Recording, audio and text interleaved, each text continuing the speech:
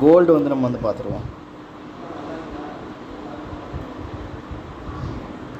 Gold வந்து பார்த்திங்கன்னா almost நம்ம சொல்லியிருந்தோம், லாஸ்ட் வீடியோ கூட நம்ம சொல்லியிருந்தோம் 51,200க்கு கீழே வந்துச்சு அப்படின்னா செல்லிங் தான் சொல்லிட்டு.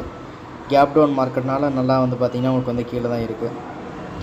ஈவினிங் எதுவும் மார்க்கெட் எதுவும் வந்து பார்த்திங்கன்னா இந்த 50,200 மேலே போணுச்சு அப்படின்னா நம்ம பை எடுக்கலாம். ரேஞ்ச் வந்து பார்த்திங்கன்னா இப்போ வந்திருக்க லோ 50,800 இருக்குது பார்த்தீங்களா, இதை நம்ம ஸ்டாப் லாஸ் வச்சுட்டு கரண்ட் ரேட்டில் நம்ம பை பண்ணலாம். இது பிரேக் ஆகிடுச்சு அப்படின்னா ஓகே, நம்ம வந்து வெளில வந்துட வேண்டாம். இல்லாட்டி நம்ம வந்து பார்த்திங்கன்னா பையிலே நம்ம ரொம்ப நேரமாக வெயிட் பண்ணலாம்.